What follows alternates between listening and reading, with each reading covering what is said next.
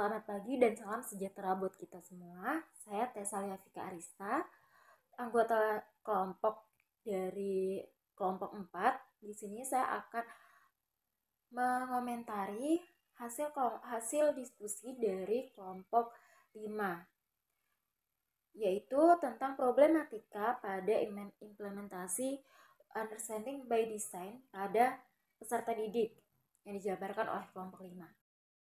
Di sini saya setuju dengan masalah yang ditemukan dari kelompok 5, yaitu ada dua, yaitu kemampuan siswa yang beragam dan siswa yang belum dapat berpikir kritis. Untuk permasalahan yang pertama, yaitu kemampuan siswa yang beragam. Di sini siswa memiliki kemampuan atau tingkat pemahaman yang beragam terhadap materi pembelajaran. Nah, beberapa siswa mungkin sudah memiliki pemahaman yang baik dan beberapa siswa yang lain tidak. Sementara itu, hal ini bisa menyebabkan ketidakmerataan dalam pencapaian pembelajaran. Hal ini dapat dipengaruhi oleh gaya belajar atau minat dan motivasi belajar siswa. Nah, solusi yang diberi kelompok 5 terkait masalah tersebut sudah baik, yaitu guru menerapkan berbagai strategi pembelajaran, misalnya dengan mengajukan pertanyaan ke siswa. Selanjutnya, permasalahan yang kedua, yaitu siswa belum dapat berpikir kritis. Nah, dalam kerangka UBD ini, pemahaman yang mendalam terhadap suatu konsep materi sangatlah penting.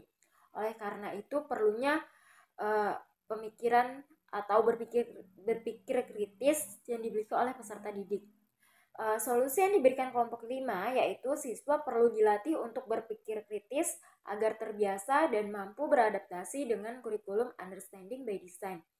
Namun, di sini komentar dari saya, untuk kelompok 5 belum menjelaskan apa yang harus dilakukan oleh siswa dan guru untuk meningkatkan berpikir kritis siswa. Nah, berikut saya tambahkan hal apa saja yang dapat dilakukan untuk dapat meningkatkan berpikir kritis siswa. Yang pertama adalah tindakan guru. Guru dapat melakukan membangun lingkungan pembelajaran yang mendukung. Guru dapat menciptakan lingkungan kelas yang mendorong siswa untuk bertanya, berpendapat, dan berpikir secara kritis. Memberikan suasana yang aman dan terbuka bagi diskusi akan memicu siswa untuk mengemukakan pemikiran mereka dengan lebih percaya diri. Selanjutnya, guru dapat mengajukan pertanyaan terbuka dan menantang. Saat menyusun pertanyaan, guru dapat menghindari pertanyaan yang hanya memerlukan jawaban sederhana atau fakta. Sebaliknya, guru dapat memilih pertanyaan yang memerlukan pemikiran mendalam, analisis, dan sintesis. Yang ketiga, guru dapat melakukan diskusi kelompok. Guru perlu memfasilitasi diskusi kelompok antar siswa agar dapat membantu siswa berlatih berbicara dan mendengarkan secara kritis. Dalam proses diskusi, siswa akan belajar untuk mendukung pandangan mereka dengan argumen yang valid dan mendengarkan sudut pandang orang lain. Dan selanjutnya adalah tindakan siswa. Apa yang perlu dilakukan oleh siswa untuk dapat meningkatkan berpikir kritis mereka, yaitu yang pertama dengan cara membaca dan meneliti. Meningkatkan kemampuan berpikir kritis memerlukan informasi yang baik. Nah, siswa dapat membaca dan meneliti berbagai sumber untuk memperluas pengetahuan mereka tentang topik tertentu. Selanjutnya, bertanya dengan aktif. Siswa dapat melatih kemampuan berpikir kritis dengan bertanya secara aktif. Tanyakan alasan dibalik fakta atau pertanyaan tertentu dan cari informasi lebih lanjut untuk mendukung argumen. Yang ketiga, berdebat dan berdiskusi. Melibatkan diri dalam berdebat atau diskusi akan membantu siswa melatih keterampilan berpikir kritis mereka. Dengarkan pandangan orang lain dengan terbuka dan berikan argumen yang jelas untuk mendukung pandangan mereka sendiri. Sekian komentar dari saya. Terima kasih dan sampai jumpa.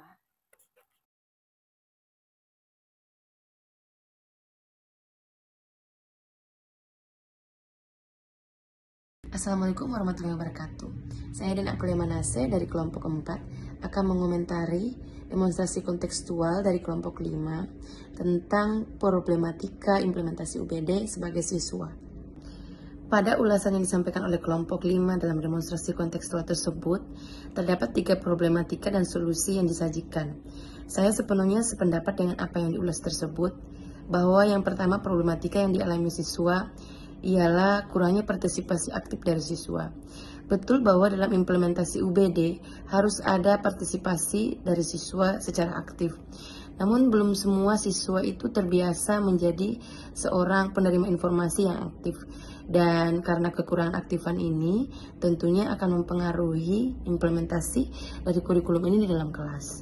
Selanjutnya, dalam ulasan yang disampaikan oleh kelompok 5, dijelaskan juga bahwa problematika yang dialami siswa adalah siswa belum dapat berpikir secara kritis. Saya sepenuhnya sependapat dengan hal ini karena seperti yang disampaikan oleh J. McTighe dan Wiggins, tujuan dari kurikulum UBD atau tujuan dari kerangka UBD sebenarnya adalah untuk mencapai pemahaman siswa dan menilai pemahaman itu dengan menggunakan asesmen yang otentik.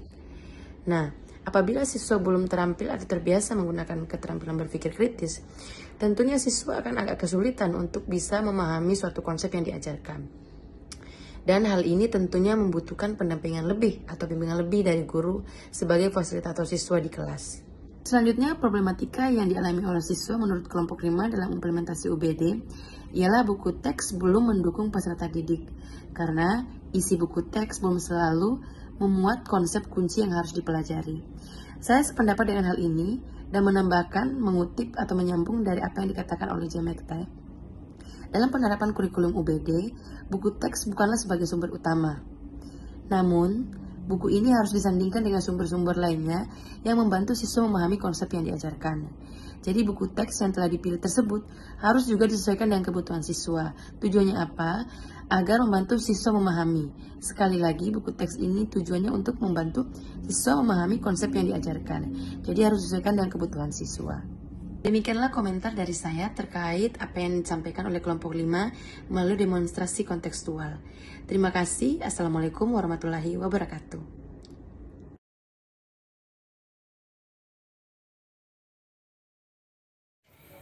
Assalamualaikum warahmatullahi wabarakatuh. Perkenalkan, saya Muhammad Reza dari kelompok 4 akan mengomentari pekerjaan dari kelompok 5 terkait permasalahan dalam implementasi UBD sebagai siswa. Kelompok 5 menyajikan ada 3 problematika penerapan UBD sebagai siswa dari yang disampaikan oleh J. McTighe dalam videonya.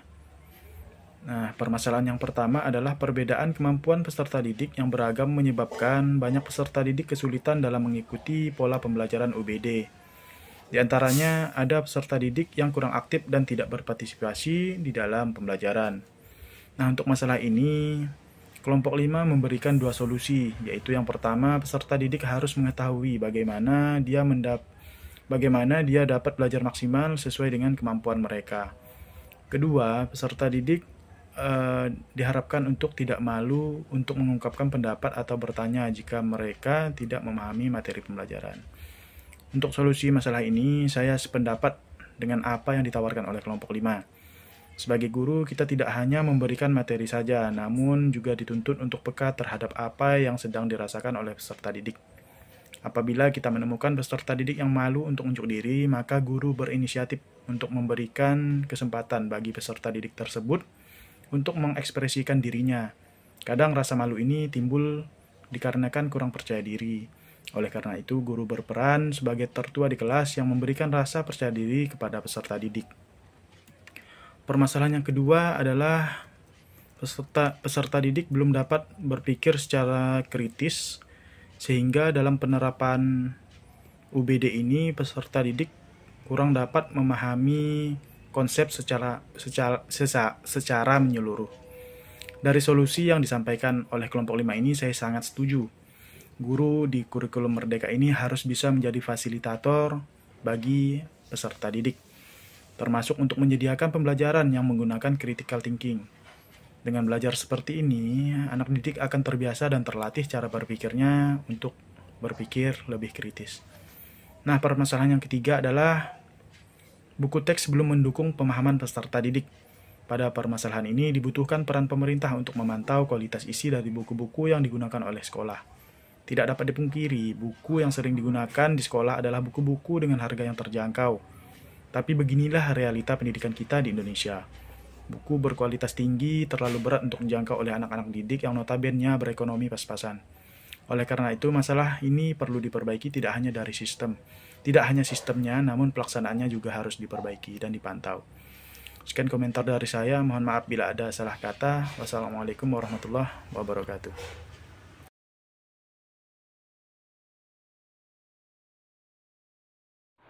Halo teman-teman, saya Milianti dari kelompok 4.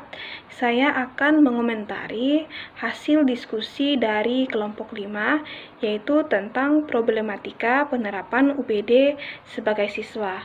Kelompok 5 menampilkan 3 permasalahan yang dialami oleh siswa atau peserta didik. Yang pertama yaitu tentang kemampuan peserta didik yang berbeda, yaitu terdapat peserta didik yang aktif dan peserta didik yang pasif dalam pembelajaran di dalam kelas.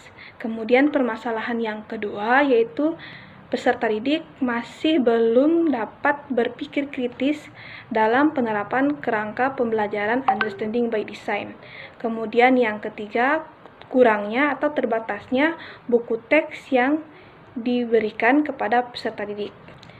Dari ketiga permasalahan tersebut, saya sangat setuju dengan solusi-solusi yang diberikan oleh kelompok 5, di mana ketika peserta didik memiliki perbedaan kemampuan dalam diskusi, sebaiknya guru harus membantu peserta didik dalam mengalami kesulitan-kesulitan dalam pembelajaran.